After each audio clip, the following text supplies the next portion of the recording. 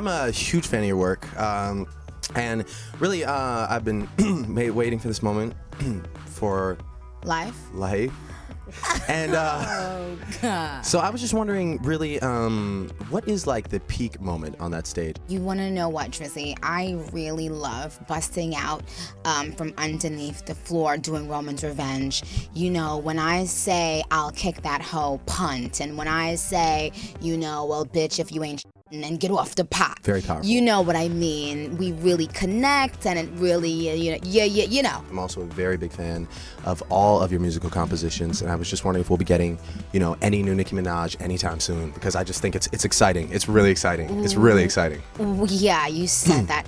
Well, Drizzy, I have been keeping everything sort of stored inside of me. So I'm just in complete tour mode. And yeah, I've been getting a lot of requests to do some features, but if I can't give myself wholeheartedly, I always pass. And, I definitely never want to be, just doing too many features that they start getting watered down and I'm not giving my whole true, self. So I think that once we're off the tour with Brit. Sorry, just making sure. Oh no, that was my phone. Sorry. Go ahead. I think that once we're off the tour with Brit, we'll start. But I mean, when my family calls, like when my Young Money and Cash Money family calls me for something, I hop in the jet and get it done. So do you think that you'll be on Take Care? Like, will you have the time?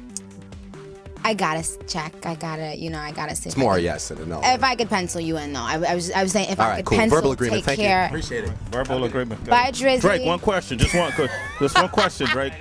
One question. Can I ask Drake questions? Absolutely. That's what I was gonna suggest. He's really taken over the world. I mean, of course, there's only one person he's not better than, and that would be Nicki Minaj. But I mean, she's not here, and we don't want to even talk about her all show.